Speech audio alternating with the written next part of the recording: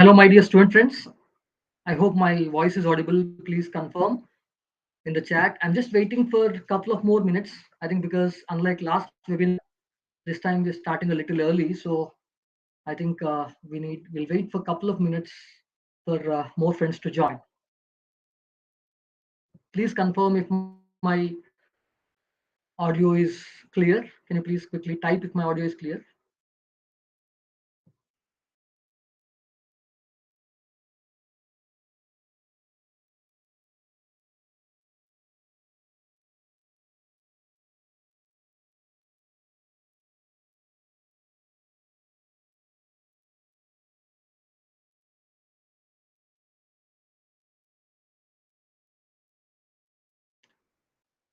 Thank you, Ruchi. Thank you for the confirmation.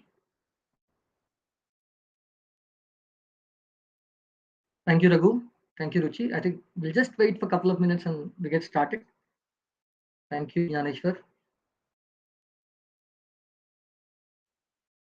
So before I get started with today's session, can you quickly type if you have attended my last session, the sprint finish session, what to do in the last 10 days? Have you kind of reminded of what we discussed last week? Can anyone type the things that we discussed? What things you took away, what things you're practicing already from the last webinar? Just type, I attended and I learned this. So this session is going to be 10 times more fun than the last session because this is one session I kind of like doing for all Abhyaas courses, not just CLAT. Any Abhyaas course. I hope you all know that Abhyaas does many courses like CAT, GRE, and a lot of other courses. And what happens is this is one session we uniquely do for all courses, in obviously tweaking them to the needs of that. And we do always do this few hours, 70 to 96 hours before the actual exam, because this is not a GAN session. This is a session of wisdom. This session of fun. Okay. I hope you'll love this session more than the session that I've done last week. And I hope you will carry some very important inputs for the D-Day. You're all going to write the CLAT-22 exam come this Sunday, right? Isn't it this Sunday you're going to write the CLAT-22 exam? Uh, I mean, we are on Thursday, so you probably have like less than 72 hours in front of you. So my session today, my webinar today, the next 45 minutes to 1 hour, my goal would be to kind of give you some useful do's and don'ts. What should be done on the D-Day? What should not be done on the D-Day? Will kind of it will I want to just set the tone right so that when you kind of enter the exam hall that day, I think it'll help you a lot. It'll help you a lot. Yes, Ruchi has written about the strategy we spoke about in the last workshop. Good. So Ruchi, I hope today also after the workshop you'll at least tell me what are the two things you've picked up. Okay, fine. So and I also want to kind of tell you this time this particular webinar is actually sponsored by ICFI Law School Hyderabad, and they'll probably speak for some time, 10 minutes or so towards the somewhere in the session. But without much delay, let me actually bring you to my tips for the D-Day. I call this session 10 do's and don'ts, 10 tips for the D-Day, the important day, right? Now, the D-Day can become a red day for you or a gold day for you. A lot of times you would have heard of this is a gold letter day in the history of some so and so. It's a red letter day, right? So I think the D-Day can turn into a R day for you, or the D-Day can turn into a gold day for you. And I hope for all of you, this CLAT-22 will turn into a gold day. And in order to ensure that we take the best out of the the 120 minutes that are there in front of you, you have 120 minutes. Every one of those 60,000 odd people who are writing the exam will have the same 120 minutes. They are writing a different part of the country, etc., but the same paper. They might have different orders in the questions, but the same paper. Now, how do we ensure that we kind of do not make mistakes on the D-Day? See, some of us started preparation for 2 years, 1 year, few months, few weeks, whatever.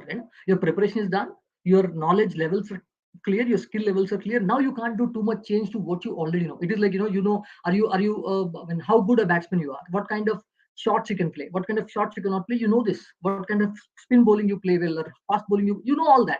Now there's no way for us to change that. What can be done on the D-Day?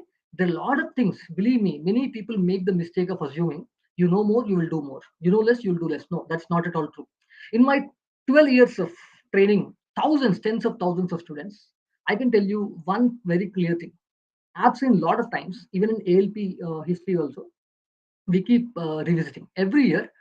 Sometimes we have seen couple of years. I can say over the last 12 years of our training students for CLAT, we have seen at least 2 to 3 years. I cannot 2 to 3 years. We have seen the toppers actually have not done well, and someone who was not expected to be a topper has done well.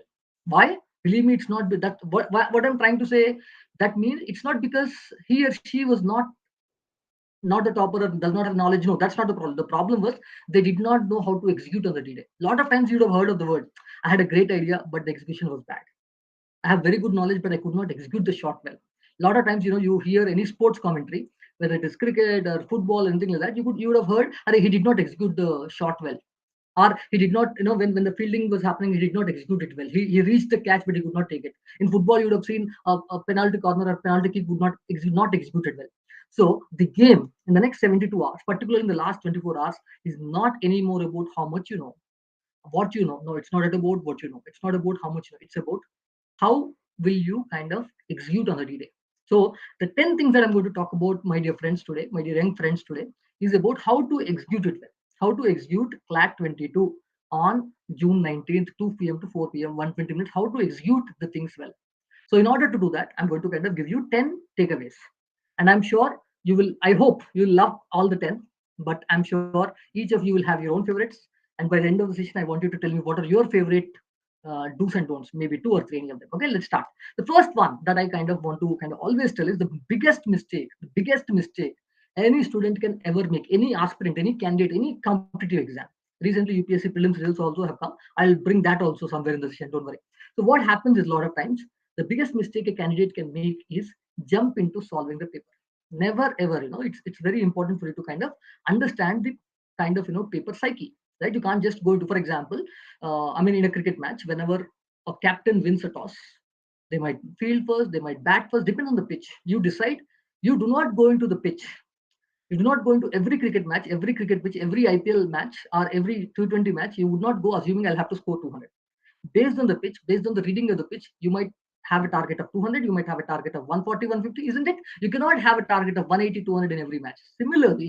Similarly, as someone, you are going into the pitch called CLAT-22. The moment the paper is given to you, the 30 odd pages that's given to you, 28 to 32 pages that's given to you with 150 questions, the first thing you ought to do, please understand, you have to remember the Newton's third law. You would have learned in high school physics, Newton's third law, right? Every action has equal and opposite reaction. Yes, you remember every action has equal and opposite reaction. So CLAT-22 makers, the test makers, the exam setters, the people question paper setters have thrown an action at you called the 28 to 32 page bundle in front of you with those 150 questions, with those 5 sections, with those 25 to 30 passages that they've thrown at you. Now the reaction, what is the logical reaction? I said every action has to have equal and opposite reaction. Now, if you are someone who is a blind player, who do not go into a thing with plan, what you would do, your reaction would be open page number one or open whatever it is, start solving. That is a blind reaction. A good reaction would be based on the paper you react, isn't it? So the first thing you should do is ask yourself the moment you see the paper, sometimes just by glancing. I'll talk about spending time, etc., a little later, but to give you the thing, you have to identify, you have to make your own mark, you have to assess, just like a cricket captain, just like a cricket player, assess the pitch even before the match starts. You cannot wait for the match to start and assess it. You will have to assess the pitch. Similarly, the first reaction that I want you to give is go into the pitch called CLAT-22, start assessing the paper, and identify whether the paper is difficult or easy. Obviously, there is no way that the paper, see, you are writing various mocks, you are writing ALP mocks, some of you are scoring 100, some of you are scoring an average, people are scoring 60, 70, whatever. The moment you see the paper, you would know by length, by type of passage, by type of questions, etc., etc., etc. I think you would be able to gauge the paper. You will be able to measure, evaluate the paper, and you should be able to say, this is a tougher pitch than what I usually face. This is an easier pitch than I usually face. Let me tell you one important thing, one metric I can tell you. Each and every one of you, as compared to the exams that you've written at home, as compared to the exams that you've written at your coaching center, you would find the last day little more unsettling, little more turbulent. Now, why I'm saying that? So keep the 10% factor, 10% butterflies in the stomach factor out. Otherwise, assess the paper and say, is it difficult paper or easier paper? A lot of times, that is a very important. If it's a very difficult paper, Assume it's difficult than you usually envisage, etc. Look is different, whatever, unexpected things, etc. The first mistake that students make is they start assuming, oh, this is a tough paper. Remember, all the 60,000 people, they are writing the same paper. They are prepared with similar materials like you, they're prepared with all same time like you. Please understand, automatically the cutoff would come down. So we said score 100 plus if you want to crack a good NLU. Automatically, it might come down to 85, 90, right? Actually, there were years CLAT 2015, I don't know. By the way, let me ask this question. You're all CLAT takers. Which is the toughest CLAT paper in the history of CLAT, right? Which year was the CLAT toughest? I'm sure you'd have seen past papers, you should know. The 2 years specifically are considered the toughest CLAT years at all. Anyone? Can anyone type?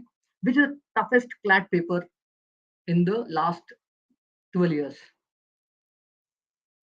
Can you please type? Ruchi, I'll answer your question. I'll answer about the section. Just give me that. I'll answer in the next to do. Next to do. That's a good question. Should we decide our sections after seeing the section? I'll explain that. But I've asked you a question about which is the toughest CLAT year, toughest exam year. Okay, Jagdish says 2015. Okay, right. 2015 was the toughest, and 2017 was also tougher, I would say. But yeah, what I'm trying to say is sometimes when papers come like that, it is important for you to understand it's a tough paper, right? And you have to assume that the cutoff could be low, and that will give you a lot of confidence. Absolutely. 2015 is right. 2015 is right. 20 to some extent. 17 was tough. No, 18 is no. Ash, 18, no. I don't know why you say that is tough. I don't know if you have got the wrong paper in your hands. But yeah, anyway, coming back. So what I want to kind of tell you is, if it's a tough paper, remember it is tough for everyone. Cutoff will be low. If it's an easy paper, I think the first thing you should keep in mind is you should be a little selfish here. If it's a tough paper for everyone. If it's an easy paper, you should say for a minute. Why it is not true, you should kind of give yourself the feel, okay, it's easy for me, let me kind of hit runs. It's an easy paper, by the way, for everyone. When it's an easy paper, what becomes very important is start hitting sixes, right? When it is tough paper, it's important for you to tick job.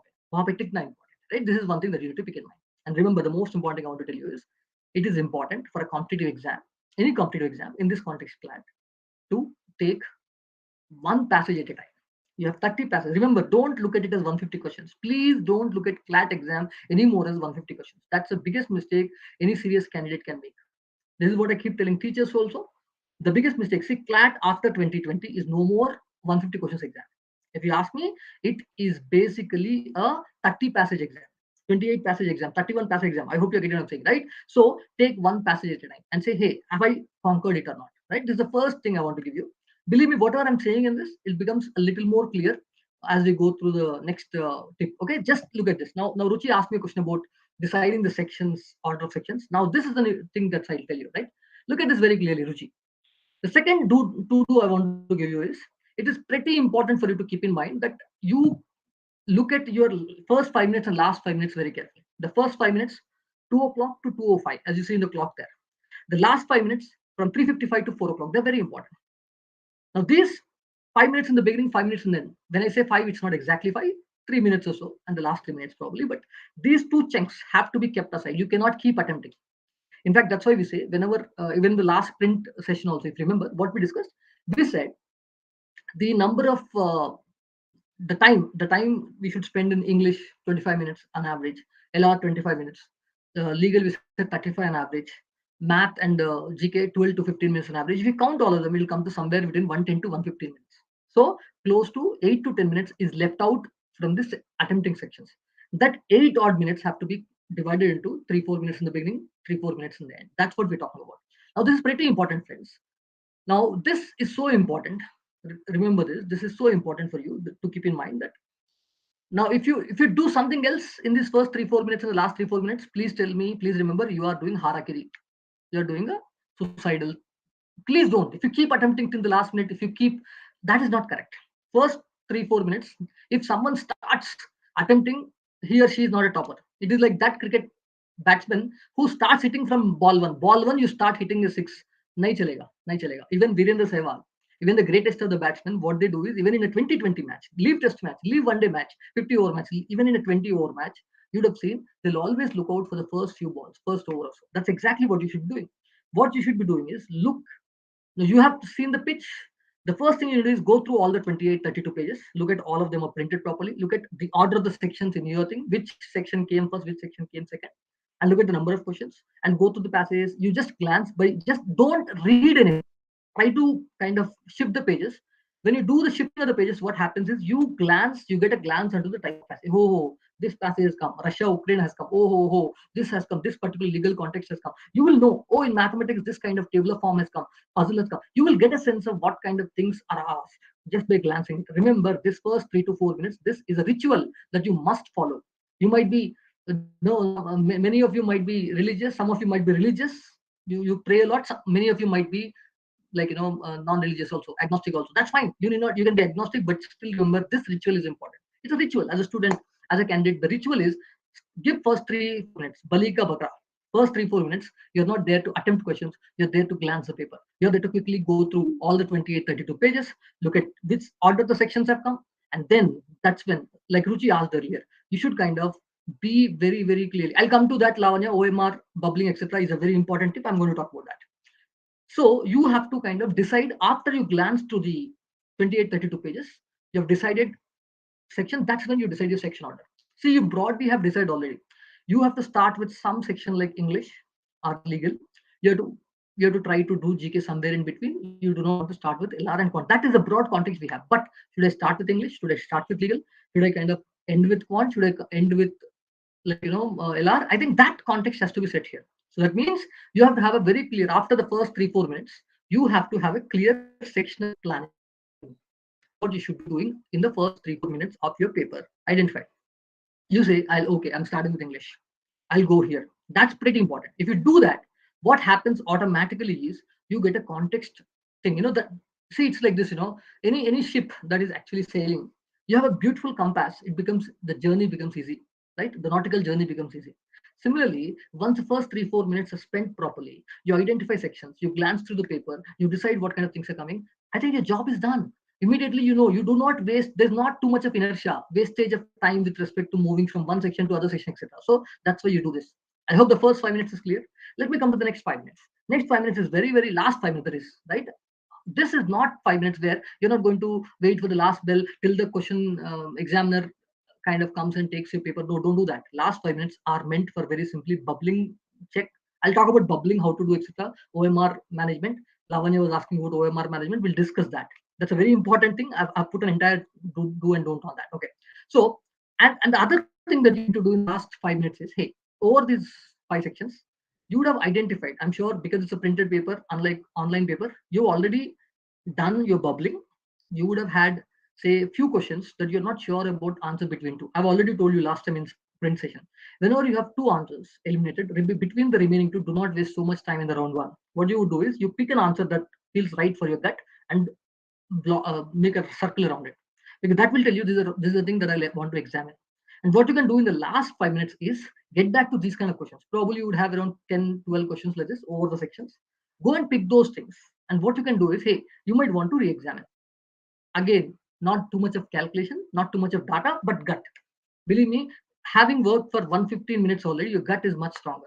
I mean, when I say gut, I mean your mind, your this thing. So you probably want to change an answer, not change an answer. By the way, I told you already, you need to, and assuming bubbling, the most important problem, online it would have been easy to change a bubble. In paper-based and stuff, if you're using a pen-based, obviously you cannot do, you should be very careful.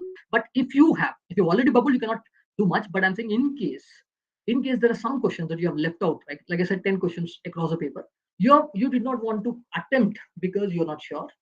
But now, in the last 5 minutes, those questions that you had eliminated two, but the remaining two you had to, now you have to risk, take your risk taking. Decide based on the paper. It was an easy paper. Everything was right. Now I have to take the risk. It was a very difficult paper. Already I've attempted reasonably. I need not take risk. I think taking risk, not taking risk is already settled. In the last 5 minutes, if you want to take the risk, go ahead and attempt those 8, 10, 12 questions that you have not yet marked, but you're sure about between ARC, between BRD, between BRC, between BRA. I don't know. Those kind of questions, decided to bubble mark in the last 5 minutes if you are wanting to take risk or not. Now, these are the two important things that you must do in the last 5 minutes and the first 5 minutes. Okay. So I hope you're understanding the way you have to attempt on the D-Day. So this is my second to do. Okay. Let me quickly move on to my third to do. What should you be doing in the this thing? The third tip that I want to give you for this. This is very important. Right? This is fun, and a lot of times, people kind of, whenever I kind of share this, people have a lot of doubts. Let me kind of tell you this thing. Context competitive exam. I've seen students. People ask me, "Are you?" When I used to definitely be among my confidence in my place. People ask me, no way. I'm sure there's some people who are more talented than me or more hardworking than me, but I stay number one because on the D day, I execute the best. On that I have no doubt. I might be humble when I have to say, am I the most talented in the batch? No, I'll not accept. Am I the one who has most hardworking? Not at all. Right? I'm a smart worker, not so much of hard worker. I mean, as compared to, I definitely not the number one, probably in the top 10. But I can confidently say, I can be proud, and I always say that I'm the best executor in terms of execution not only in my batch and probably among the best. I'm among the best executors on the D-Day. This is what is my USP. That's what happens, right? So why I say that? Why confidently I say that? Because this is the biggest mistake many top candidates make. Like I said, in the 12 years of exams, CLAT exam also, there are 2 to 3 instances, 2 to 3 CLATs where the topper of ALP actually has come out bamboozled, but an average student, so-called average student, as per the teachers, have done well. 2 to 3 times it happened. Why? Let me tell you, this is the biggest mistake they do. Close calls. I'll explain this. Please understand this very carefully. Let me kind of, before I give you an example, let me ask you this. I'm sure you would have seen this thing. One of the lecturer in one of the Ivy League universities had asked someone to hold a bottle. If I give you a kind of a can, 5 liter distillery water bottle, and ask you to hold in a hand with a straight hand, I mean, what will you do? You'll hold it for as much time as you can, and then you leave it, right? If it's a competition, you might want to try, etc. But please understand, you can't hold a bottle for long. Holding bottle for long is not fun. It is not going to help you, isn't it? You'd put it down. You'd put it on the table, isn't it? It's not fun. Except if you're gymming, if you're doing that. Similarly, in an exam, in a competitive exam, if you want to be a good executor, someone who executes well, the first thing you have to learn is put the bottle down. Put the bottle down. Always remember to leave questions.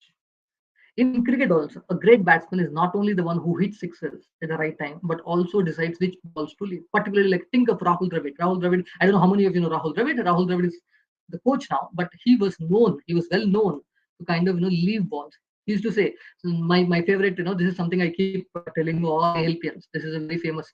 I am sure you would have heard of the thing called Lal Salam. Lal Salam is used as a kind of communist this thing. But what I do, Lal Salam, you go on the road. When a red light comes, you stop, isn't it? That's exactly what it means. Similarly, I say Lal Salam. My technique is, I am a Rahul Dravid. I know how to say Lal Salam. What is Lal Salam? Lal Salam is basically, oh, you have given a great question. You have given a great passage. You have given a very tricky passage. I glance through it. I understand it. Oh dear cat question setter. Congratulations. Thank you. I do a Lal Salam. What does it mean? Beta, तुमने अच्छा question पूछा है, तुमने बहुत अच्छा bouncer डाला है, तुमने अच्छा बीमर डाला है, but I know how to leave the ball. A bowler might do half puff and stuff. They'll have to come with 150 kilometers speed and all that stuff, but a batsman can happily leave the ball. You have to be that kind of batsman. So understand leaving questions, understand leaving the bottle. That's very important.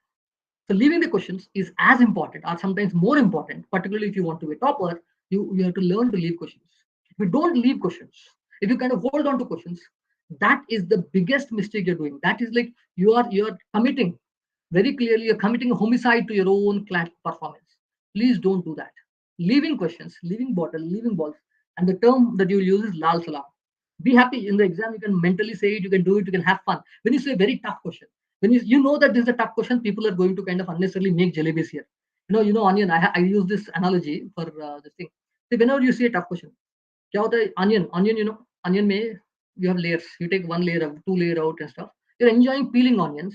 What will happen? At the max, you keep peeling onions, you cut the onions. What will you get? You will not get anything great. You'll only cry. Tears will come. So what I'm trying to say is, a great person, a kind of smart person is someone who decides, who leaves the in the right time. The moment you glance to the thing, you say, hey, this is not my forte. This is not something. This is a beamer for me. This is a bouncer for me. Believe me, you do that, you can be proud of yourself. You do that, you can smile for yourself. Oh, Lal Salam. Say Lal Salam. If you are able to say Lal Salam, let me tell you this thing. I am challenging you, my dear friends, my dear ALPNs. In the CLAT exam, if you are able to say Lal Salam in those 3 to 4 times, I think good for you. If you're not able to say Lal Salam even once or twice, that means you're being very jiddi, very arrogant, very if Chris Gale is very tall, I kind of bring him to my home. I mean, assume I have a rural home. The door is only 4 feet. Chris Gale comes or someone comes, he says, hey, I'm not going to kind of put my head down and go straight. What will happen? He'll only, he'll only kind of do what? He'll either break his head or break the wall. So don't do that. It's always good to kind of not have gurur. Always focus on. Uh, I'll answer your question, Siddharth. So always focus on, like I said, leaving. I'm saying a good student, a top student, a good executor is someone who should be able to say lal salam at least 3 to 4 times in the entire 120. 3 to 4 passages, you'll say, this is not my type. I leave. That is very good. That's what you need to do. Okay. So that's very important. Yes. Siddharth is asking. Yeah, I mean, Siddharth, like I said, I said, as a topper, what I told you, Siddharth, you should try and say Lal Salam 3 to 4 times. I did not say 120 questions, 30 passages. I did not ask you to say Lal Salam to every passage. I said 3 to 4 times. Remember this.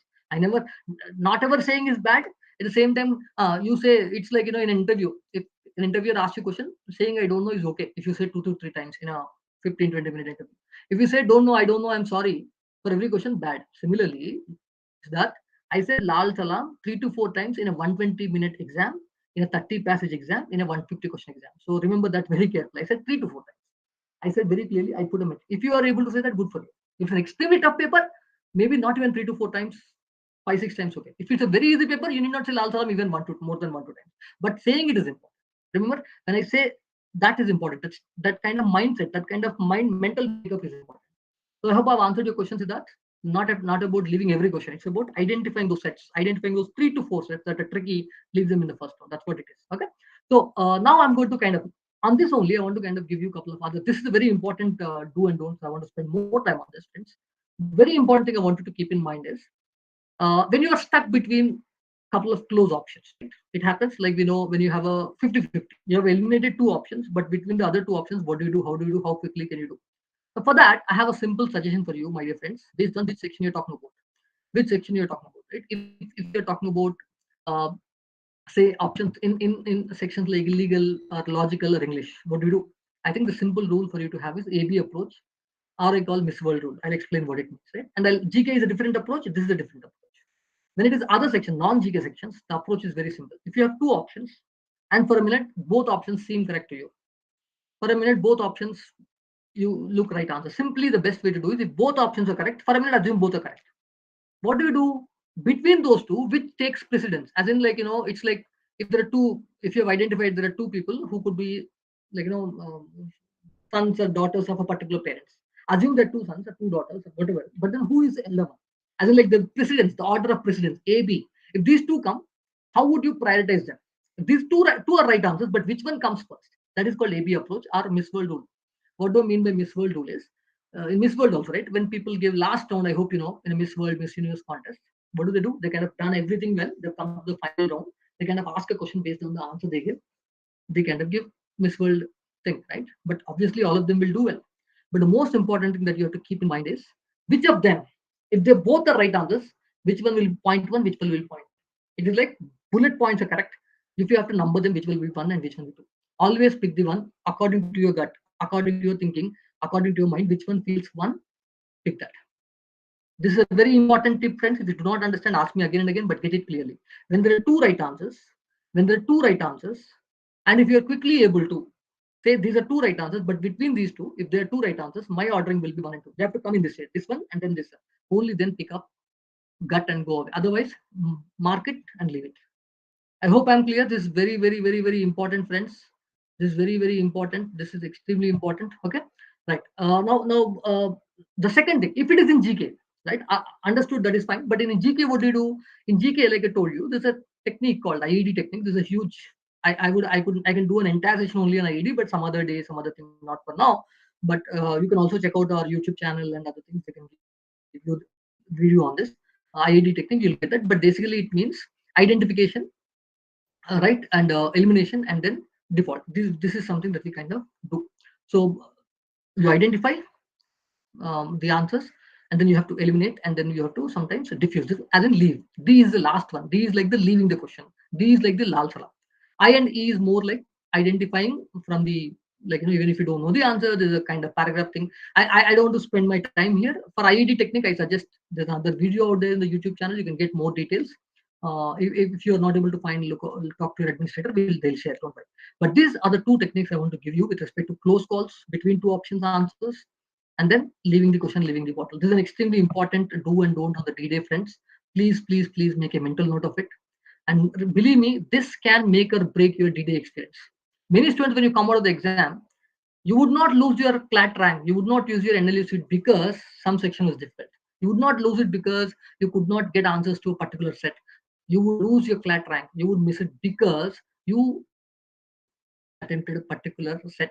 You unnecessarily wasted time on say I wasted 10, 15 minutes on a particular question. That is going to be a challenge for you. Learn to leave questions, learn to say lal salam. It's very important. Right. So this is what I want to kind of say. Now, what I would also kind of give you. Next, let's go to the fourth tip that I want to give you. Let's kind of quickly look at this. The fourth tip is very interesting.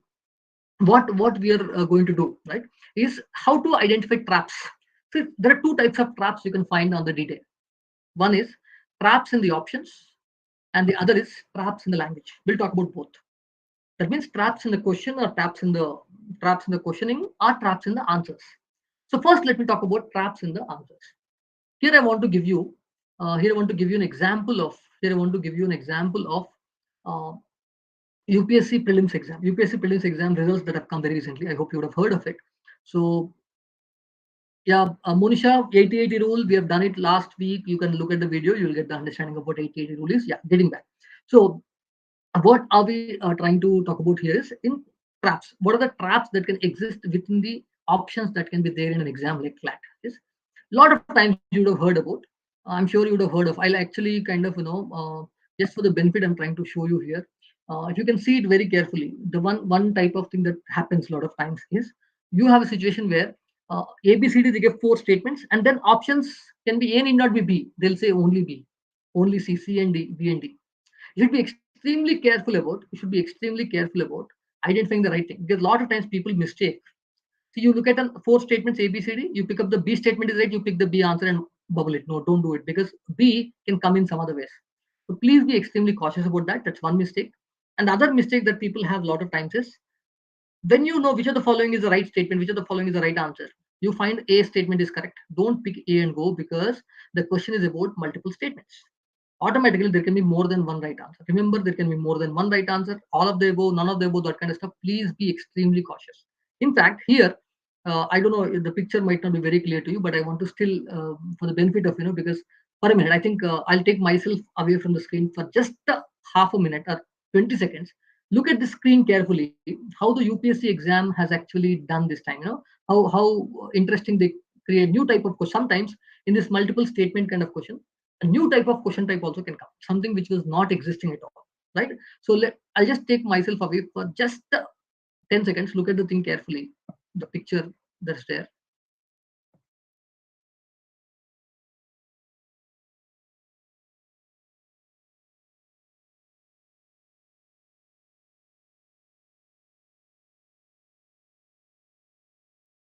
Now if you look at it carefully, if you've looked at it, I know it's not very easily visible on this thing, but what I want to say is the picture you would see, UPSC prelims has given a beautiful type of question, which is more like they gave you some match the following kind of stuff, right? For example, a king and what kind of dynasty they belong to.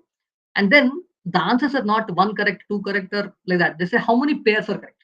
That means they give you match the following table one, table two, column one, column two. I mean, they give you some things and say how many pairs are correct.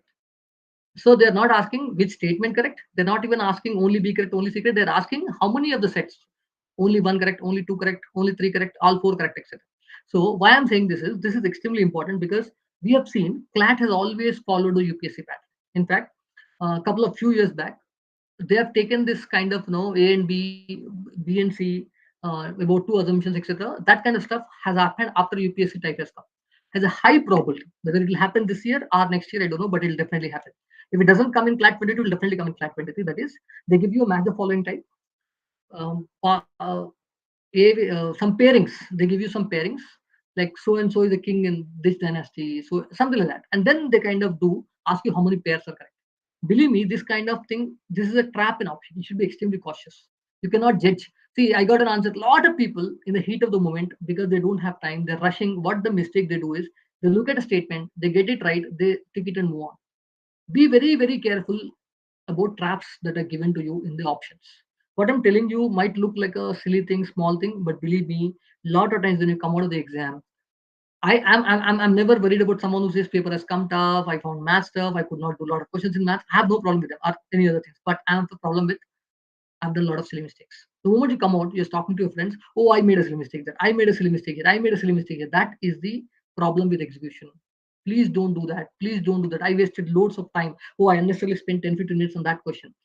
There's a lot of times CLAT question setters, without knowing, unknowingly, they will leave 2 to 3 mistakes. There are 2 to 3 mistakes that happen in a question solver. They might either decide not to evaluate that question. They might decide to award answer for any of the multiple answers. So unnecessarily, don't waste your time like I just said in the third tip. And in the fourth tip, don't ever fall for multiple answers, set statement based things. Please don't go wrong. Okay, it's an extremely important tip, my dear friends. Be very cautious, be very careful. That's what I want to say. Many people make the mistake here. Please don't do that. That's extremely important. Okay, now, now the next thing that I want to kind of tell you is here. I want to kind of let's kind of take the fifth tip. The fifth tip I need to talk about. This is about this fifth tip is about traps and questions. Now, traps and language, like I said, right? What does it mean? Let me explain this. So, what happens a lot of times is in the questions, in the questions, it so happens that you have a wording like this in the question. For example, which of the following is irrelevant? Which of the following is irrelevant with respect to the passage? Which of the following is inconsistent with the passage? There's a huge difference between that. You have to understand. You have to understand the difference between what is irrelevant and what is inconsistent. Irrelevant is something that is not connected. Inconsistent is something that is opposite. Please understand. For example, when they ask you which of the following statements is opposite to what author is saying, which of the following is not at all not related. So please understand that wording carefully. A lot of you, I mean, that's why I said always have great reading ability. Automatically, you might ask me great vocabulary. This is where it comes to use. A lot of times, this if you have the wrong vocabulary or weak vocabulary, will be a problem for you. And second, a lot of times people have a mistake. In mathematics, in things like that, something increased by two versus something increased to two. Someone's, for example, so and so the strength of particular thing has been increased by two. By two means you have to add plus two. Increase two means so understand this. Increased by two times, right? Increased by two times, right? What does it mean? Doubled. Doubled means x became 2x. Increased by two times means you have to understand x has become plus 2x 3x. So you have to be very careful about what does it mean. Increased to two times. X has become 2x. That is doubled, right? But what is increased by two times? That means x 100% and another 200 two times. That is 200% plus 100 300%. So you should be extremely cautious with these words. If you have any doubts on this, you can always write comments. I'll answer. You can reach out. But this is very important. And sometimes you have to be very careful about numbers that are given in numerical form. That's very important. Sometimes they give in numbers, sometimes they give in words. You should read it carefully and always be cautious in those kind of questions where they use words like which of the following is not suitable summary for the passage, which of the following is correct except. So you need to be wordings of to be clear, right? And one other interesting thing I want to tell you, this is something that's very important. Please look at this carefully. A lot of times in the questions there can be double negatives. Let me explain what is a double negative. Double negative is least likely agree with. Which of the following would you least likely agree with? The word agree with means positive, agree. Least likely means negative. So automatically it becomes disagree. That is still understandable. Everyone understand that. But a lot of times I've seen students who come to me with a complaint on questions like, which of the following would you least likely disagree with? Now this is called double negative. Least likely is a negative. Disagree is another negative. Negative of negative is positive. Which of the following is least likely you disagree with means which of the following there's a chance that you agree with. So you should be extremely cautious with this wording. Please remember this, right? On the D-Day, these are things that can make or break your chances. Example, if false, which of the following would weaken? That means you are, instead of directly asking which of the followings would strengthen the argument of the author, they will ask you if false, which of the following would weaken. So what does it mean? Actually, which of the following is strengthening? So double negatives, etc. wordings, you should be extremely cautious. I'm sure if you have written enough mocks, you would have come across at least one of these two types. Please be careful. Please be very careful. I have some very interesting thing coming up. I think Ashita is asking, do suggest a fixed section plan or plan it according to the paper. Ashita, I think you've joined a little late in the session. In the first 10 minutes, when you get a chance, yes, obviously, we do not want you to go with fixed section plan. You have to plan it after the paper comes. and how, etc. We have kind of said in the first 10 minutes. First tip was that only. Tip number one, tip number two was about sections and ordering. Please look at that once again. Okay, that's what would be the answer for you. So what we will do now is, I think we are done with half the session, and I hope you loved it. You liked some of it, and you hope you learned something. I have a very interesting next tips also. Next 5 tips are going to be a lot more fun too, a lot more useful. But what I want to do is at this point of time, I want to bring in Professor Dr. Madhuri at ICFI Law School. She just wants to kind of, as a sponsor of today's session, she just wants to speak for about her law school and also wish you the best. So let us welcome Dr. Madhuri onto the session now. So we'll kind of let her do the session for right 10 minutes, and then we'll get back to our do's and don'ts. Okay, welcome Dr. Madhuri Garu. Over to you.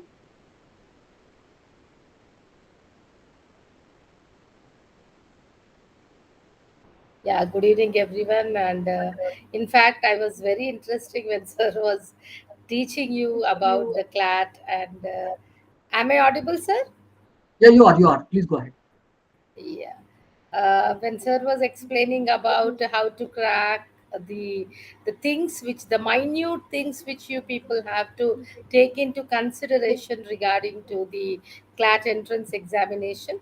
At outset, I just want to wish you each and everyone for your CLAT examination, because I know this is one area where your career is going to be totally changed, and you people are going to be focused with regarding to your professional program, because law, especially joining a law, is a professional program wherein every one of you from your intermediate you are going to change into the one of the profession. So if you look into the professional programs throughout the globe, the important professions where you could see is, maybe in India it is a medical profession and then goes with the legal profession. Sir, don't change the slide, come to the first slide only. Then it comes to the legal profession, wherein in other countries where you could see western countries, the first main profession is the legal profession, and then comes to the medical profession. But whatever it is, as sir was telling, you are here, you want to crack CLAT at any cost, and you want to join in national law schools, that too in a very good national law schools which are in the top rate. Now, of course, I'm here to talk about ICFI Law School, wherein we have 99 acres of campus in Hyderabad, wherein it is in Duntanpalli area, Shankarpalli Road. Now we have a different kind of schools, like we have business school, we have tech school, that is engineering, and also architecture. And when it comes to ICFI Law School, we are sponsoring, or we are coming up with the two programs. One is BBLLB integrated program, and number two is BLLB integrated program. You can change the slide, sir. When you look into this is law school. We have two buildings about the law school. One, we basically talk about the UG programs, and another is the PG programs. Now, next slide, sir. uh, yeah. So as I mentioned you, we are offering not only the UG program, it is like a series. Like we are offering BBLLB, BLLB honors program, then comes to the post PG program like LLM. We have 2 years LLM, also 1 year LLM program in corporate law, taxing laws, then ADR, that is alternative dispute resolution, insolvency and bankruptcy, and criminal law. Other than that, we have the PhD program. One is full time and also in the part time. These are the programs which we offer in our ICFI Law School. Next slide, sir.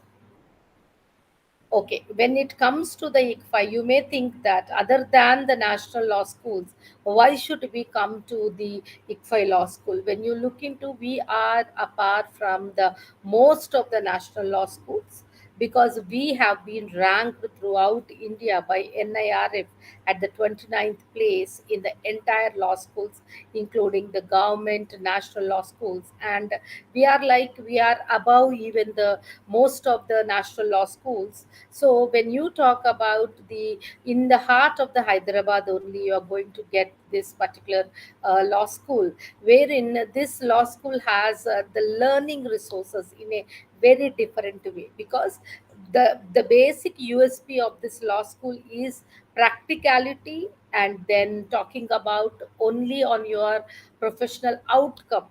Rather, starting of your profession, we talk about the professional outcome, what happens after 5 years when you complete your law program. So we have a lot of guidance cells and different cells. So just let me highlight, because I know every one of you want to become join a law program. What for? Why you want to join? Obviously there are 100 methods, or 100, I can say, the outcomes when it comes to the legal profession. Not only into the litigation, that once you complete your law program of 5 integrated program, after that you can be a part of litigation. That was a very old model where you are joining into the litigation. But today, when you look into the opportunities in the legal profession, the opportunities like you can move abroad, where you can do your academics there by by completing your PG programs there, or directly you can have an MOUs with the foreign say the institutions, and you can join there. You can write the bar exams there. Directly, you can become the attorneys of that particular country. Not only that, within India also we have corporate sectors where every corporate personality today, if at all they are a public company, they need a law officer. So in-house law officers are there, outsourcing is done, that is LPOs are there.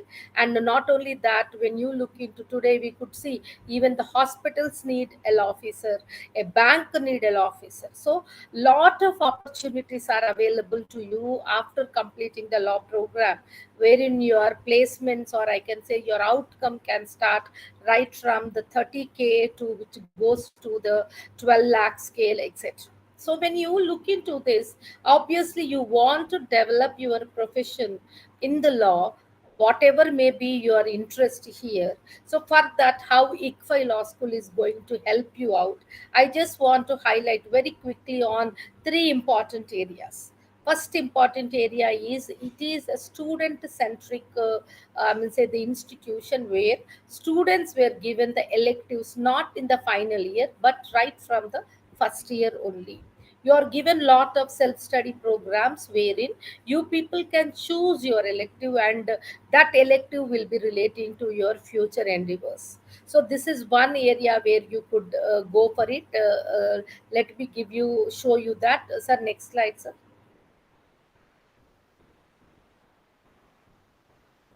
Next.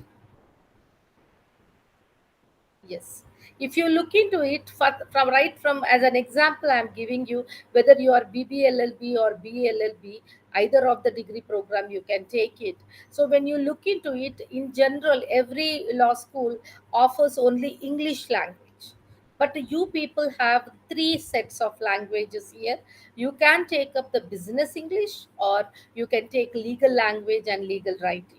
So it is up to you, because when you are into the BBA program, when you are into the corporate sector, you should know how the language, the vocal and in writing, how the English language is different in the business arena. Because English is totally different when it comes to the legal language. Legal English is something different, where there are unique English words where you could only see in the legal side. So you will know right from your first semester only that language, that is the legal language, and legal writing or the business English, it is up to you. Likewise, you have one of the important say the need for an advocate today is the IT. So we have two things. One is IT applications. These are the basic IT programs where students are given, so that when they start their law say the practice, they should at least have an idea with ICTs. Or else, if you are already having a basic IT applications, then you can be treated to be an advanced learner, and you can take up IT for lawyers there. So here the IT for lawyers is one kind of a module where how to manage your law office will be taught to you. Likewise, you have business environment, contemporary business practices. And if it is a BLLB, law and social change, and you're being given the contemporary legal studies. So, like that, right from the first year itself, you people will be having a choice based program, a different program where you can go for it. Number two, when it comes to important thing with regarding to the law school is when we are like an integrated program wherein, because we are attached to Bar Council of India, which Bar Council of India has given us core subjects and some elective subjects options are given. So taking this into consideration, we maintain all the core subjects of Bar Council, which is a non-law program as well as a law program. But the same time, along with that, depending upon the market, we are giving you lot of, I mean, say, specialization programs for you. So this is the way where you could go for and take it. Now, when I am talking about the specialization, the same program will go throughout first year, second year, third year, fourth year, like that. Every year you will be having a specialization. One more important thing which no college throughout India is there is coming to your specialization. Sir, please change the slide, sir. Next slide. Yes. We talk about the general electives, which generally every law school gives you. But when it comes to honor electives, we are offering, this slide is showing only six, but in total, we are offering eight specializations for you. Like every specialization, you will be having eight subjects. Like it may be constitutional law, it may be international law, it may be cyber and data protection laws, or business laws, intellectual property rights, criminal law, insolvency, bankruptcy law. Like that, you people have almost eight specialization subjects are given to you. Why I'm telling about this specialization is, now when you come to fourth year and fifth year, you people have to choose two specializations from this particular specialization subject. So every semester you are going to take one from one elective, one from one elective. If you are taking four subjects from one specialization and four subjects from one specialization, then your degree will be coming out as BBA LLB specialization in constitutional law and international law. Or only eight subjects throughout your program, you have taken only one specialization, then you will be given one specialization like BBLLB or BALLB with cyber law and data protection law. So you can take up your BBLLB or BALLB program with the single specialization or the dual specialization. So till that dual specialization is allowed, I can tell you no other university, including the national law schools today in India, are offering this kind of specialization. At most, after completing your law program, they will be giving you BBLLB honors degree or BLLB honors degree, or some universities are offering BCom and BSc LLB. But end of the day, you are going to get this specializations. These are regarding to the specializations, and not only the specialization, depending upon the market. The moment we go for placement, if some placement people say that we need infrastructure laws, immediately next year there will be a specialization and the special program will be given. Along with that, we have 10 certificate PG diploma programs like immigration laws, GST laws, then solid waste management, artificial intelligence, like that. Different subjects today we had, even real estate, a lot of real estate placements are there, so we are giving even real estate laws also, our infrastructure laws also as specialization. Other than that, you people have the center of excellence. Our college has six centers of excellence, like we have cyber law, we have environmental law, we have corporate laws, we have IPR. So these center for excellences will pick all the time the interested students, and we are going to take up lot of projects. So you are going to be part of a project which deals with the specialization of that particular center. So there a lot of exposure will be given to you.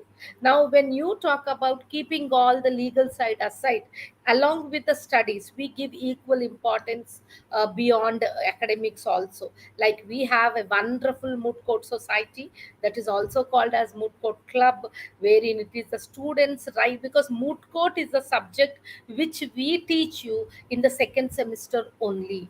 So second semester means in the first year you people are going to know about mooting, you are going to know about client counseling, you are going to know about the, I mean to say, the trial advocacy also. So from second year you people are allowed to enter into any kind of this club. Like we have ADR club where simulations of arbitration, mediation, conciliation goes on. We have debate society, we have legal aid society, literary club, sports club, cultural club, environmental club, photography.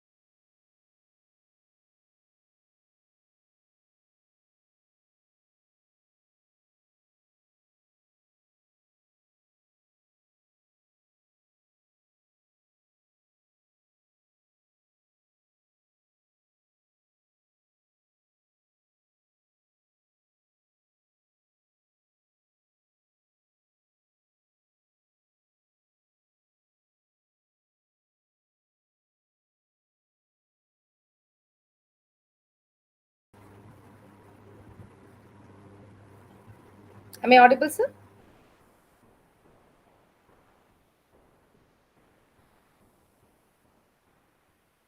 Am I audible?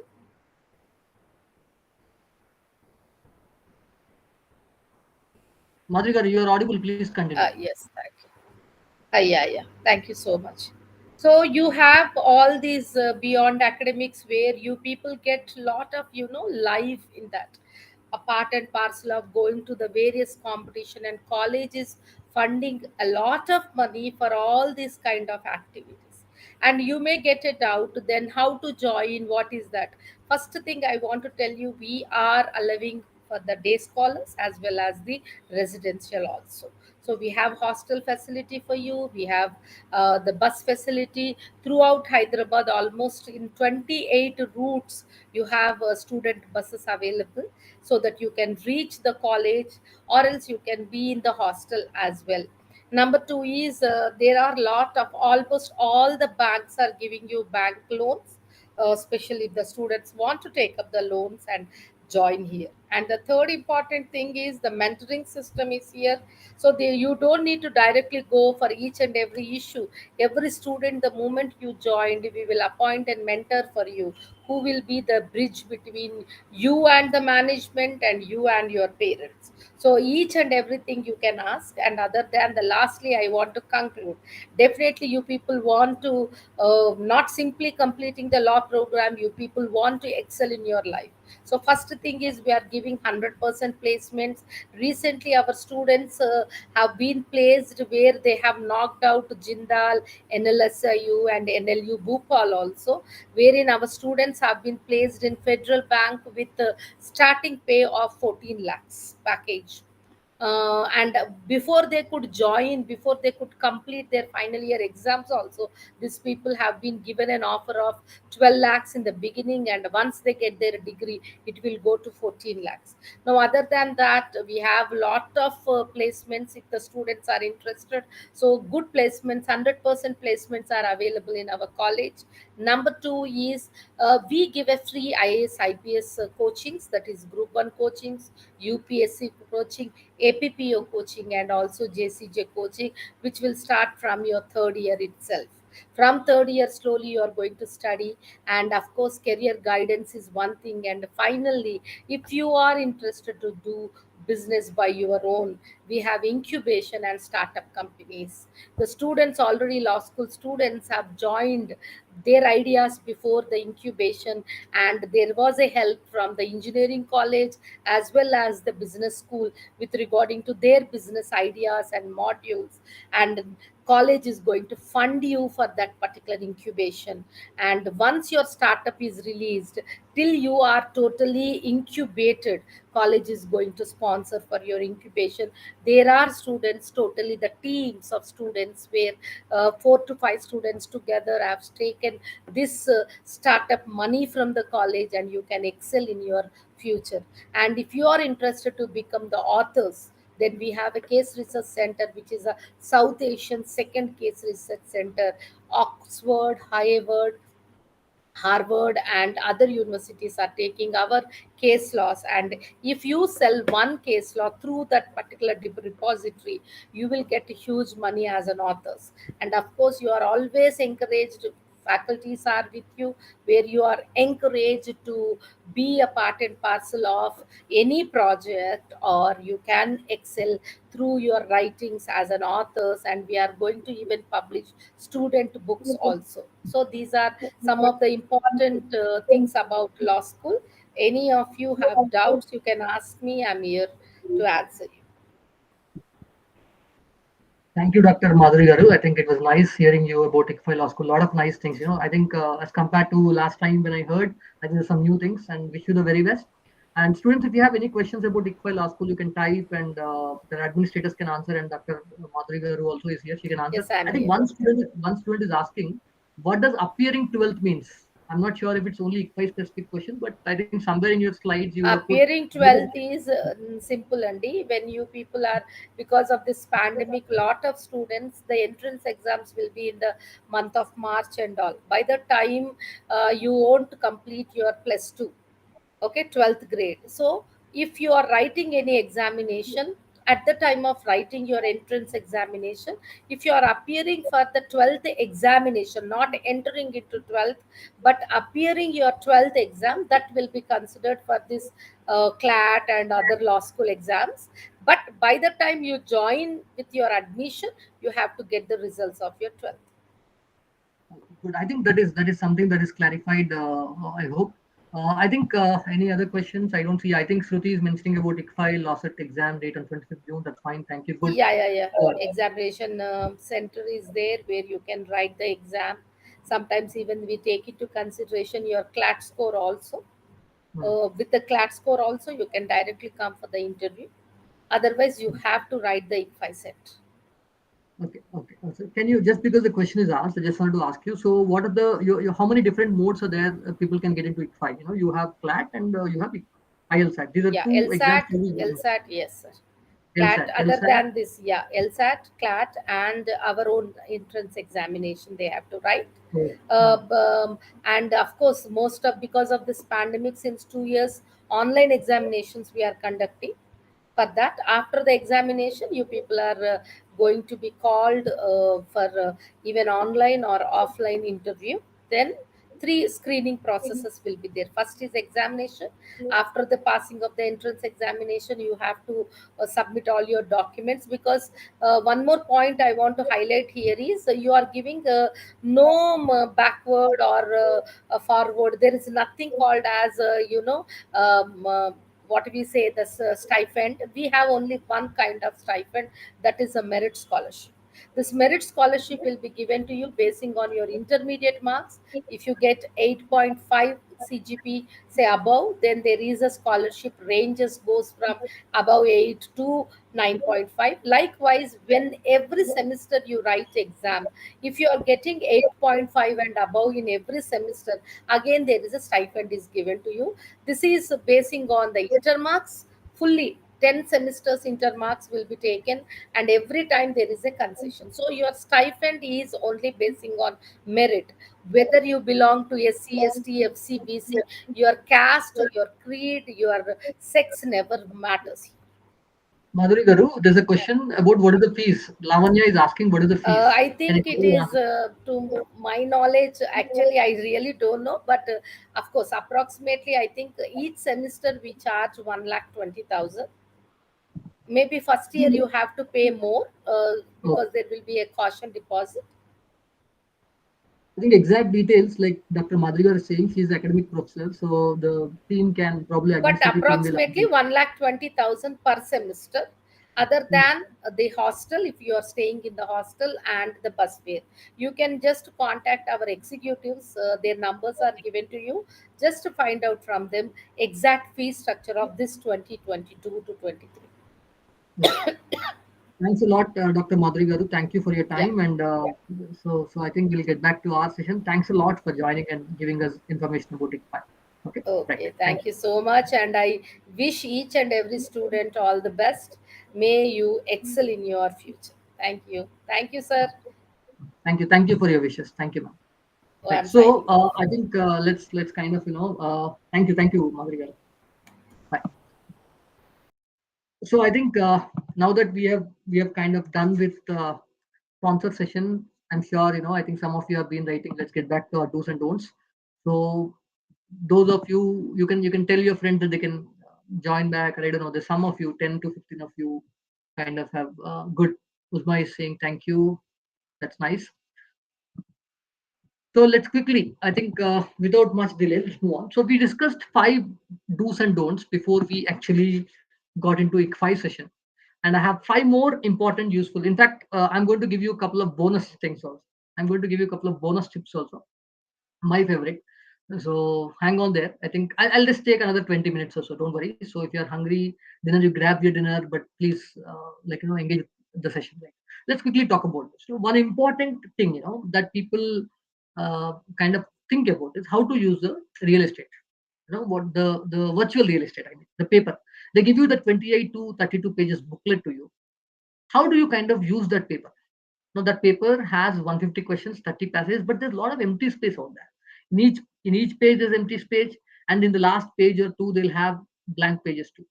So yeah, Uzma, I mean we are Uzma is saying,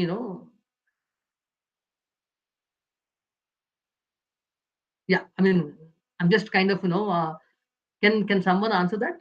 She's talking something. She's talking about computer mode. Okay, we're talking about OMR bubbling and stuff. So Uzma, I think I don't know which exam we're talking about. Either I'm completely bamboozled with that, but yeah, this. But let me kind of explain this, right? So all of us sitting in this classroom for the last this session, webinar session. I think you're kind of. I don't know if you're talking about. Yeah, I don't know if you're asking about IC5, but some other time let's kind of focus on CLAT. Let's get back to CLAT. We are focusing on CLAT. So how to kind of use the paper, the paper content that we are talking about. So in this, I want you to understand that yeah, yeah. So then, yeah, absolutely right. Then it's not computer mode, right? You need to understand that, right? For a minute, you kind of had me wrong, had me confused, bamboozled. Okay. Anyway, get back. So what we are talking about is basically the when you have an OMR, when you have the paper, how do you kind of use that well? How do you kind of do that well? Now you have the paper can be utilized for many things, right? You have to talk about. I mean, you can underline the beautiful thing about a physical paper versus a computer online screen paper is you can highlight in a screen, but in this you can underline, etc. And the most important thing is where do you do such? For mathematics kind of things or AR kind of stuff, puzzles, you can make some kind of uh, tables. For puzzles, you have this thing, right? For example, 5 people, A, B, C, D, different subjects, etc. These kind of stuff. You have to understand that it can help you a lot. It can help you. The white space can help you a lot. In mathematics, you have to do calculations, you have to put some data, etc. Now, a lot of times people have in this paper usage, the big mistake that people make. A lot of students have this. Why am I talking about this specifically? Is I know this is only limited, whatever I'm telling you is limited to paper-based format, but please understand where to use. A lot of people make the mistake of trying to turn to the blank page to do calculations as if the question paper need not be. No one. The question paper is yours. You might give back. You might take home based on what the rules are. But please understand, if it's a smaller kind of calculation, if it's a smaller thing that you want to note, if it's a smaller point you want to note, please don't go back to the back of the booklet. You can make a smaller rough work highlighting, doing a small calculation there. But please understand, you have to go back to the final page, last page, if you believe it's a bigger set. What I mean that understand this carefully. It's a small thing, but what I'm saying is if it's a puzzle, if it's a graph where you need to put some data, the 3 4 questions together you need to solve. Always prefer doing it in the blank page. You can put a question number because a lot of people make the. I know CLAT is 150 questions, 120 minutes. You do not have too much time, but toppers are allowed. Please understand that toppers are actually someone who do things fast and they'll have enough time to look back. So for them, I'm saying it's good to if in the blank page you make your charts there, you make your structures there. It'll be easy for you to go back. A lot of people when you do rough work, the biggest mistake with rough work does not mean do in rough manner. It only means you need to be quick. So please have whenever you put something like that, having the data in the blank page. On the same question page, you can understand which question it is relating to. But when you do the blank page, my suggestion is put together some kind of understanding about which set is it belonging to. Believe me, it is very, very helpful in the last 5 minutes when you do that revision. That's very important. Please keep that in mind. Uh, now the other thing that I wanted to kind of understand with respect to this kind of paper in a CLAT kind of exam is I want you to note the biggest another thing that I want to solve for you is what do you do whenever there are abstract passages, right? Sometimes a lot of people ask me, for example, sir, I have a passage which has come which I did not even expect, something from history which you have never observed at all, which you've never heard of, or something from an international news which you have not heard of, or that kind of thing. Whenever you get an abstract passage, what do you do? I think I want to kind of give you some do and don't on this, on a tip on this. This is very important. Please listen to me carefully. See, whenever the big myth with that, why something looks abstract to you? Because it is foreign to you. It is not something you know. It is not natural to you, right? But please understand, if it's abstract to you, there's a high chance that it's abstract to many others who are also writing the exam like you. The myth is for me to solve a CLAT paper, for me to solve a CLAT passage, for me to solve the CLAT questions, I need to understand each and every word, each and every sentence of the paragraph of the passage. That is wrong. That is a big myth. The truth is, you can still, even if it's an abstract passage, you can still go from questions, approach from questions. Whenever the passage is like very abstruse, very abstract, very difficult, very verbose, unfamiliar, the best thing to do is go to the questions. In the glancing itself, go to the questions. This is a very important difference. Go to the questions, look at the questions, you will get hints as to what are they asking. Hey, this paragraph is something on archaeology, something on earth mining, some I don't know, something on Bitcoin, blockchain technologies and stuff. Something that you don't know is still okay. Today everyone knows Bitcoin, but the background blockchain technology it might be different. So what I'm trying to tell you is always go from questions. Don't be under the myth that abstract passages have to be completely left. You need not know every word, every sentence to understand the passage. You can always go from questions, attack the questions. You'll identify those questions which are easier to understand. And if you solve one question, suddenly the same passage which was looking like a monster to you, starts becoming easier to you. So please understand this. Always take that step in difficult passages, in unfamiliar passages, in abstract passages. Always the truth is the approach is go from questions. That's one tip I want to give you, my dear friends. It'll help you a lot. Okay, it'll save you time also. Let me now look at the eighth tip that I have for you today. The eighth tip is very interesting. This is something that probably many of you are waiting, and probably this is very practical tip. Every time people ask me, so loads of, even today someone asked you about bubbling. So note this carefully. Bubbling is the make or break. I have seen students, for example, someone who is a topper, they have the habit of bubbling all the answers in the question paper first and then transferring the bubbles onto the OMR late, because they believe they can save a lot of time. Bubbling all questions at a time and etc. will save them time. They need not waste time. That is one huge thing that they do.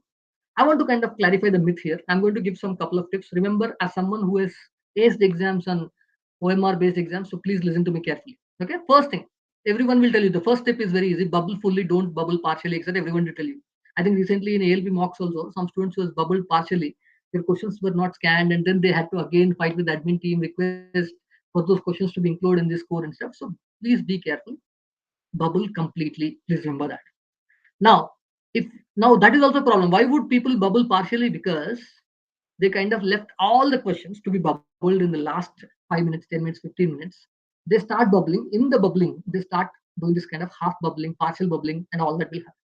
Let me tell you the best way to do.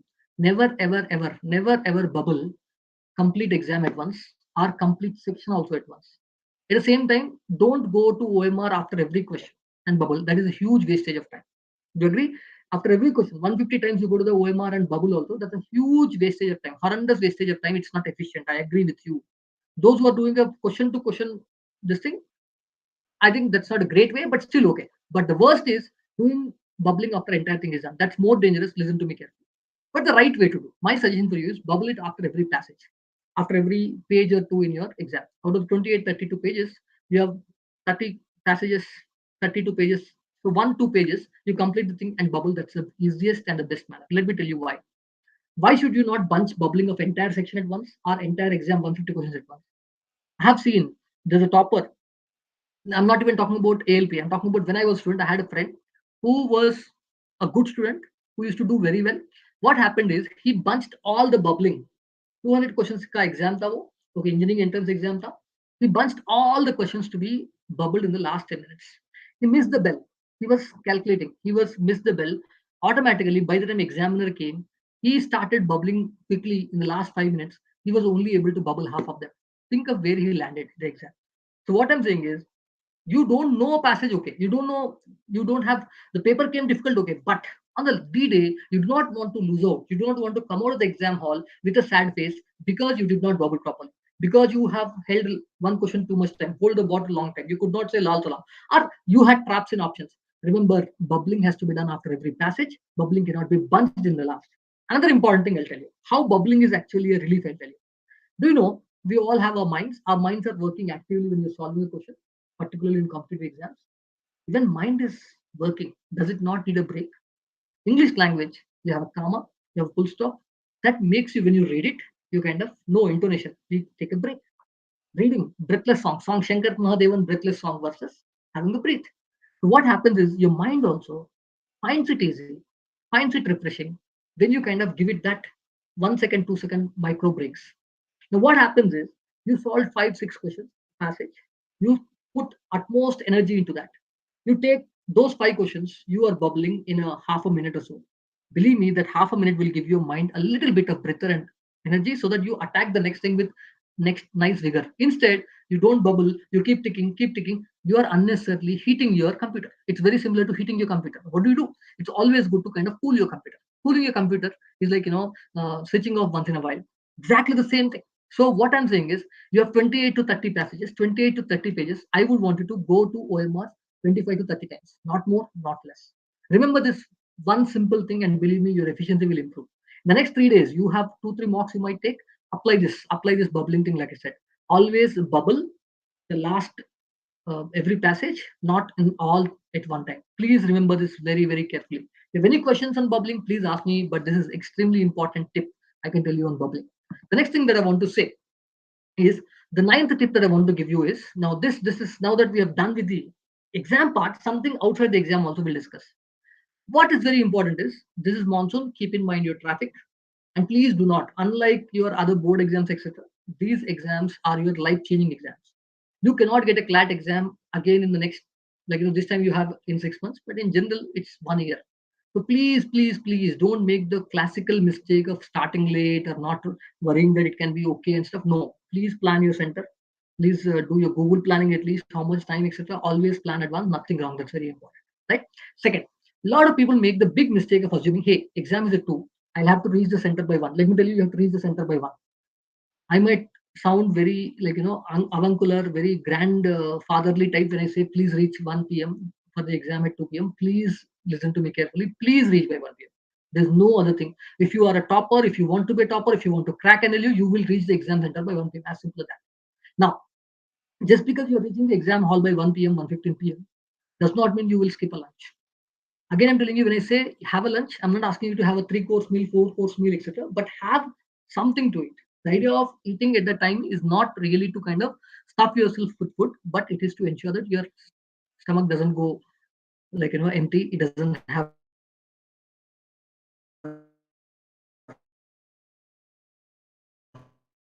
hunger. It doesn't have and as you reach, once you reach there, you can have a grab bite, but please have something.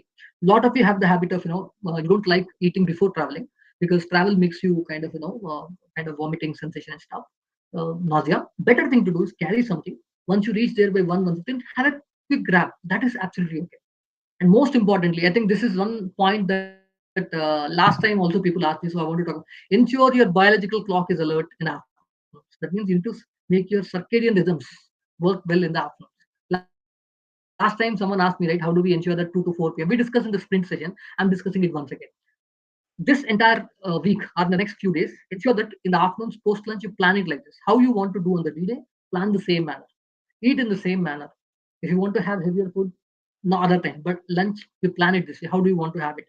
I think, believe me, it will give you a lot of confidence on the D-day. Please plan this very carefully. The other thing that I want to kind of tell you is the 10th tip I want to give you about the exam. I think probably this is something that a lot of times me saying it might feel boring, but like I said, keep these things. Your admit card, your identity proof, and carry one photograph extra. It's better always carry an extra photograph, particularly if the photograph there on the thing is not clear. It's good. And I hope you all know that it's only analog watches. Someone asked, I think, calculator related. Jetra asked, and I've been already answered. I was waiting for this slide to answer that. Already it's answered. So you have to remember it's only analog watches. That automatically means there's no calculator. Please be very careful.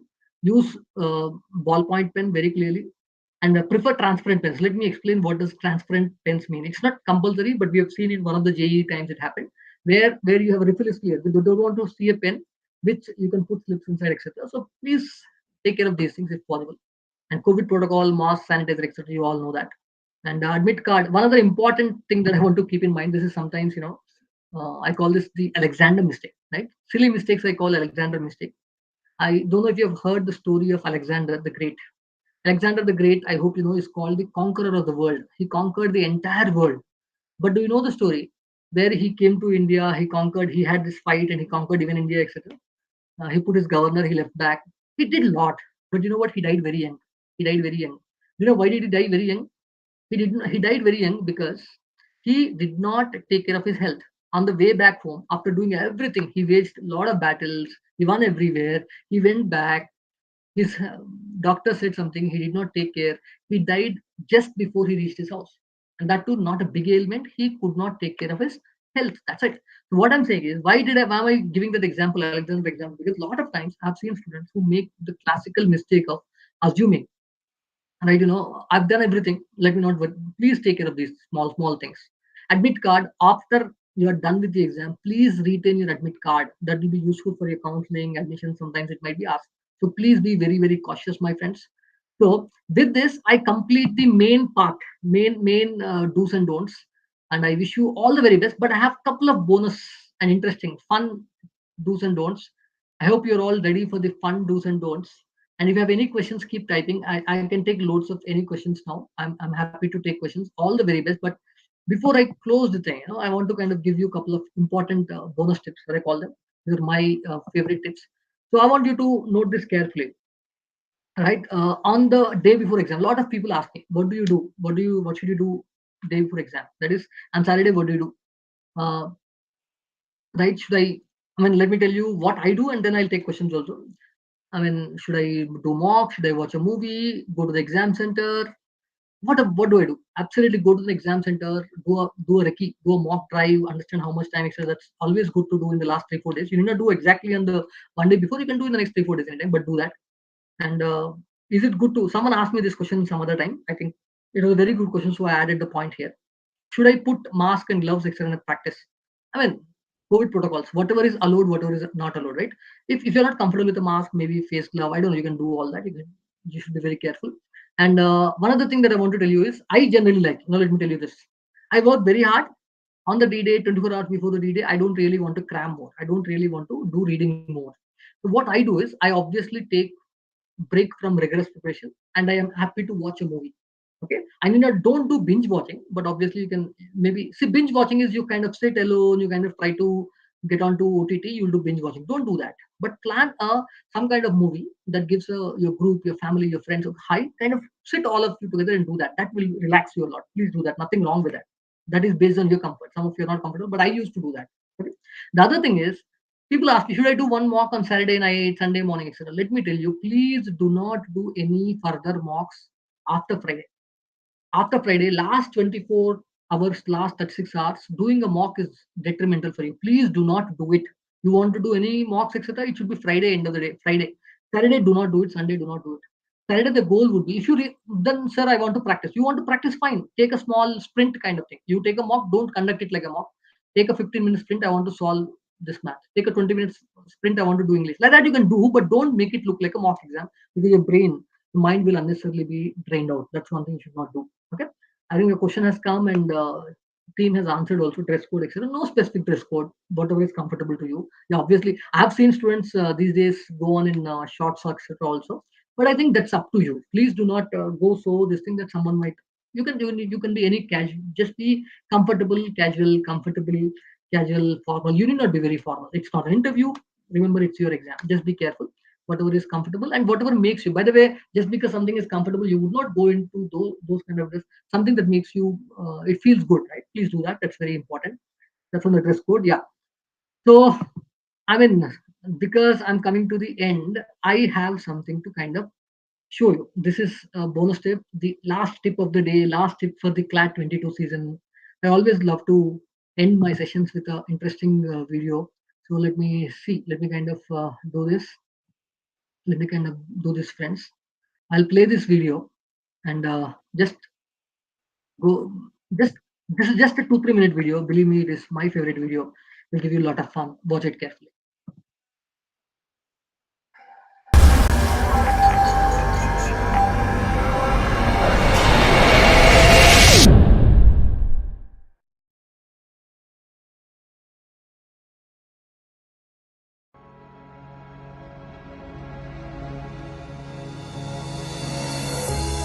After being cut from his high school basketball team, he went home, locked himself in his room, and cried.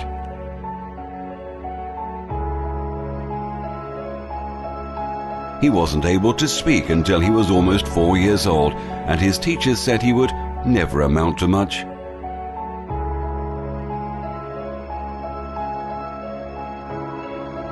Was demoted from her job as a news anchor because she wasn't fit for television.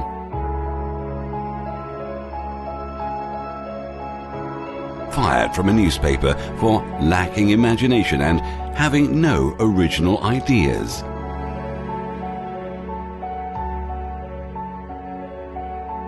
At age 11, he was cut from his team after being diagnosed with a growth hormone deficiency, which made him smaller in stature than most kids his age. At 30 years old, he was left devastated and depressed after being unceremoniously removed from the company he started.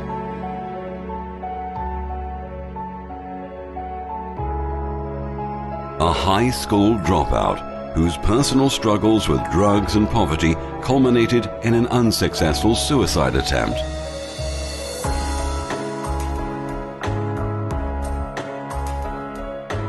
A teacher told him he was too stupid to learn anything and that he should go into a field where he might succeed by virtue of his pleasant personality. Rejected by Decca Recording Studios, who said, "We don't like their sound. They have no future in show business."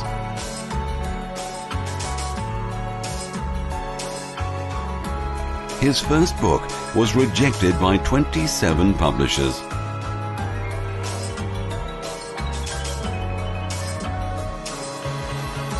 His fiancée died, failed in business, had a nervous breakdown, and was defeated in 8 elections.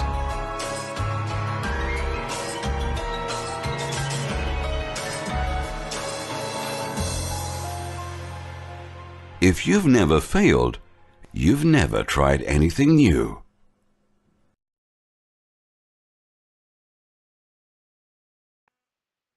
So I just wanted to kind of tell you, I hope you love the video. Can you quickly type if you like the video? This is basically, I know some of the names that you heard in this video are not latest ones. I mean, not your generation. These were the kind of people I've heard in my time. But I always love to kind of share this because it's a very important message. If you ask me, apart from all the things I said in the last session, this session, in fact, we are going to interact. I'm going to interact with you all through the next 1 month, 1.5 months, because our journey is actually starting now. According to me, your teachers, your trainers would have helped you with various sections, but my journey with you as your mentor, as Abhyaas LawPrep mentor, is starting now. I'm going to do a lot of webinars post CLAT, your admission counseling. In fact, on the CLAT day, by the way, I think on Sunday we're going to have an important session again, where we're going to talk about possible cutoffs, etc., etc., etc. That's an important session every year. We do that. So you're going to meet me. I'm going to meet you very regularly the next month or so.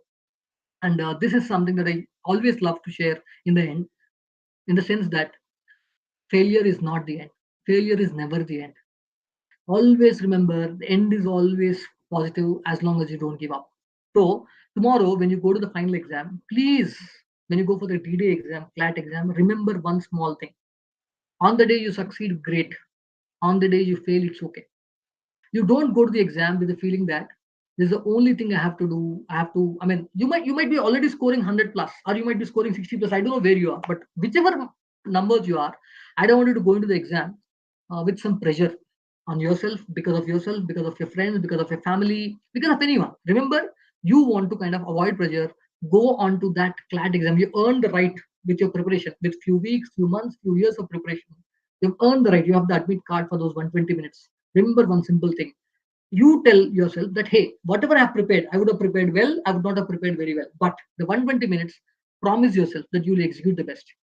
See, in regards to the best execution possible in a CLAT exam, 120 minutes, I think today's session, the last 1 hour that you have spent with me, I think the last 1.5 hours is the only course you need to do. Revise this session again and again. Just do this. If you can ensure that your execution is perfect on the D-Day, whatever score you get, then absolutely fine. Go to that. That will be very, very, very much fun. So don't worry about failure. Failure is not the end. Failure is failure is okay. Remember that failure is absolutely okay. You can start something. But again, I'm telling you, don't go with a lot of pressure. You already will have. Let me tell you, however relaxed you are, on the D-Day, what happens is you'll have butterflies in your stomach because you're going to a new place to write the exam. You have to find the place, all that. You have enough atmosphere around you to kind of make you serious. Don't add your own pressure. That's my only point. Take it with a pinch of salt. Relax a little bit.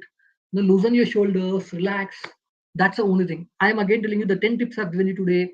10 things. Please do them very, very, very. Even if you're agnostic or religious, I don't know. Think of it like a ritual. I want you to do that. That's my only point, my dear friends. This is a longer session. It has gone for 90 minutes with some external presentation also in between. But yeah, I've lost quite a number of students because of that in between. Next time, I think we should do it in the end. But anyway, overall, thanks a lot for joining, all of you. And I would be happy to kind of take any questions you would have. Shoot out the questions to us on the channel and on reach out to us, to the team. We'll be happy to answer you. So that's it. Thank you, Uzma. Thank you, Lavanya. Thank you, Bhavit. Yeah, so on Saturday, Bhavit plans to watch Chichore. Fine, good, good. That's good. Nice. Watch Chichore. Fine. And like every other session, before I sign off, my signature style, I have something to ask you. All the 40 of you in the session now, can you quickly type out of the 10 tips, out of the 10 things I've said, like, what are the 1 or 2 things that you will take you to your heart? What will you kind of implement? Can you quickly say in the last 90 minutes, what are the things you picked up that you'll implement in your exam execution? Can you please type one or two things that you have liked, you will implement? Please quickly type. If you have questions, I'll be happy to take, but I want to at least before I end, I want to see what are the things that you would want to pick up.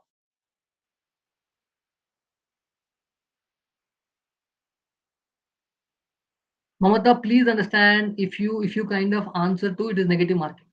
Simple. Answering two marks does not make it. If you don't attempt, zero. If you attempt it, one option, two option, three options, it's considered negative. You'll get a minus. So please don't attempt like that. I hope I've answered you, Mamata. Lavanya, I think 60 to 70 you're scoring. Go give your best on Sunday. Don't worry about this thing now. It depends on a lot of factors, cost, level of paper, your categories, a lot of things. We'll discuss about this later. Lavanya, let me tell you, once the CLAT is done, we'll talk about cutoff, we'll talk about options, we'll discuss everything that you have on your mind.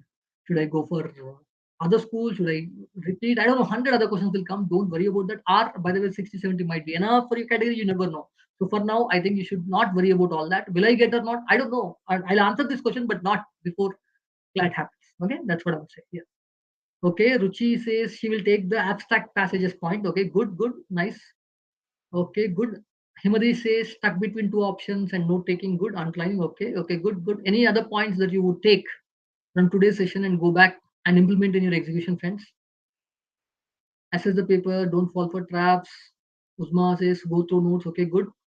Darshi says marks are fluctuating between. Yeah. By the way, 85 to 100 is a good score.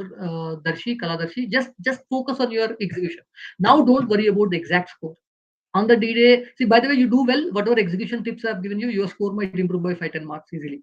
Okay, that's one thing that I want to. Yeah, Mahendra says he'll remember first by last 5 minutes. Absolutely, Lal Salam. I'm very happy, Mahendra. Lal Salam is one of my favorite do's and don'ts. I always say, and I actually, I like, I see students saying that all the time. Good, thank you. Say Lal Salam.